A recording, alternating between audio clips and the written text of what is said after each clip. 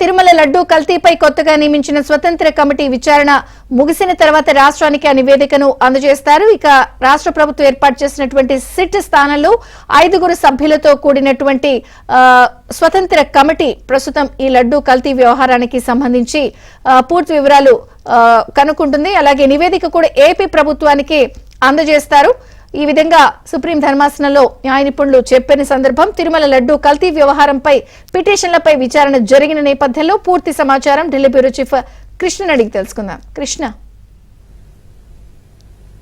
విజయచంద్రిక, తిరుమల లడ్డూ కల్తీ వ్యవహారానికి సంబంధించి సుప్రీంకోర్టు కీలక నిర్ణయం తీసుకుంది.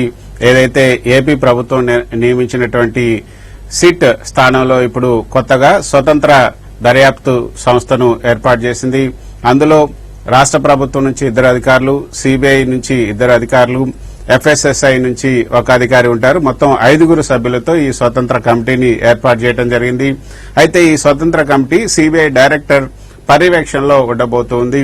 అయితే ఇప్పుడు గతంలో ఎఫ్ఐఆర్ ఏదైతే సెప్టెంబర్ 25వ తేదీన ఏపీ ప్రభుత్వం దాఖలు చేసినటువంటి ఎఫ్ఐఆర్ ఉందో ఆ ఎఫ్ఐఆర్ ఆధారంగానే సిట్ ను ఏర్పాటు చేయడం జరిగింది త్రిపాఠి నేతృత్వంలో. ఆ సిట్ స్థానంలో ఇప్పుడు మళ్లీ 5 సభ్యులతో కొత్త కమిటీని ఏర్పాటు చేశారు కాబట్టి, స్వతంత్ర దర్యాప్తు కమిటీని ఏర్పాటు చేశారు కాబట్టి ఈ దర్యాప్తు కమిటీకి సంబంధించి ఎవరెవరు సభ్యులుగా ఉండాలి అన్నది ఒకటి రాష్ట్రానికి సంబంధించినటువంటి డీజీపీ, తర్వాత సిబిఐ డైరెక్టర్, ఎఫ్ఎస్ఎస్ఐ చైర్మన్, ఈ 3 కలిసి ఈ యొక్క 5 సభ్యులను కూడా నియమిస్తారు. ఈ నియమించిన తర్వాత ఇందులో కాల పరిమితి అంటూ కూడా ఏమీ సుప్రీంకోర్టు చెప్పలేదు. అదేవిధంగా ఈ పిటిషన్లు ఇక్కడే పెండింగ్ లో ఉంటాయని కూడా ఏం చెప్పలేదు. పిటిషన్లు అన్నింటినీ కూడా డిస్పోజ్ చేసింది. సో సుప్రీంకోర్టులో అయితే ఇక ఈ కేసుకు సంబంధించినటువంటి అంశం ఏమీ పెండింగ్ లో లేదు. కాబట్టి ఇక ఈ నివేదిక ఎవరికి ఇవ్వాలి అంటే ఈ 5 సభ్యులతో కూడినటువంటి కమిటీ విచారణ పూర్తి చేసిన తర్వాత ఈ కమిటీ నివేదిక ఎవరికి ఇవ్వాలి అనే దానిపైన ఇప్పుడు చర్చ జరుగుతుంది.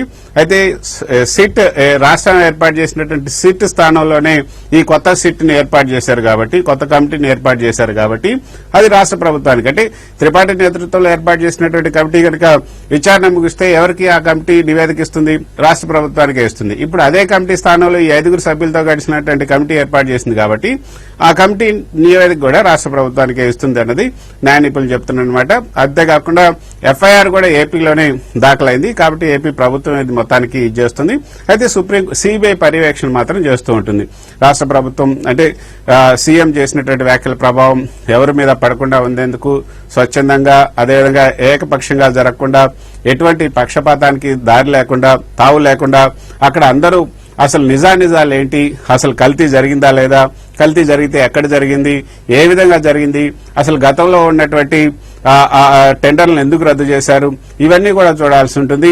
ఏపీ ప్రభుత్వం ఏదైతే టర్మ్స్ ఆఫ్ రిఫరెన్స్ ఇచ్చిందో ఆ టర్మ్స్ ఆఫ్ రిఫరెన్స్ ని ఈ కమిటీకి కూడా, కొత్త కమిటీకి కూడా నియమించే అవకాశం ఉంది. ఎందుకంటే ఈ టర్మ్స్ ఆఫ్ రిఫరెన్స్ సుప్రీంకోర్టు ఏమీ ఇప్పుడు చెప్పలేదు. కేవలం 5 సభ్యులు అనేది 5 సభ్యుల్లో సిబిఐకి సంబంధించి సిబిఐ డైరెక్టర్ నామినేట్ చేసినటువంటి 2 అధికారులు, ఎఫ్ఎస్ఎస్ఐ నుంచి 1 అధికారి, ఏపీ ప్రభుత్వం నామినేట్ చేసినటువంటి 2 అధికారులు మాత్రమే ఉంటారని నాకు చెప్పింది. కానీ దానికి సంబంధించి ఏ అంశాలను వీళ్ళు ఈ కమిటీ పరిశీలనలోకి తీసుకుంటుంది, ఏ అంశాలపైన విచారణ చేస్తుంది అన్న అంశాలు, ఆ టర్మ్స్ ఆఫ్ రిఫరెన్స్ మాత్రం ఈ కమిటీకి సుప్రీంకోర్టు ఇవ్వలేదు.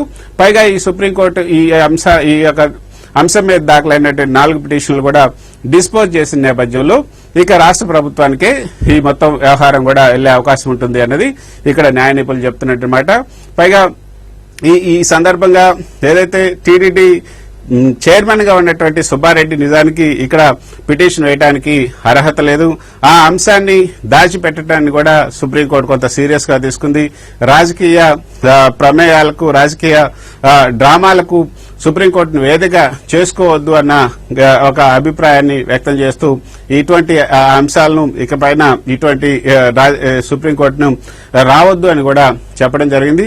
మొత్తానికైతే ఈ అంశంలో సుప్రీంకోర్టు తీసుకున్నటువంటి ఈ కీలక నిర్ణయం అన్నది అందరూ కూడా, భక్తులందరూ కూడా హర్షిస్తున్నారు, అందరూ కూడా స్వాగతిస్తూ ఉన్నారు. ఎందుకంటే నిజాలు అనేది బయటికి రావాలి అనేది అందరూ కూడా చెప్తూ ఉన్నటువంటి మాట. అసలు కల్తీ జరిగిందా లేదా, రాష్ట్ర ప్రభుత్వం కల్తీ జరిగిందని చెప్తుంది, దానికి ఆధారాలు ఉన్నాయని చెప్తుంది, దానికి ఏ ప్రాతిపదికన కల్తీ జరిగిందని చెప్పడానికి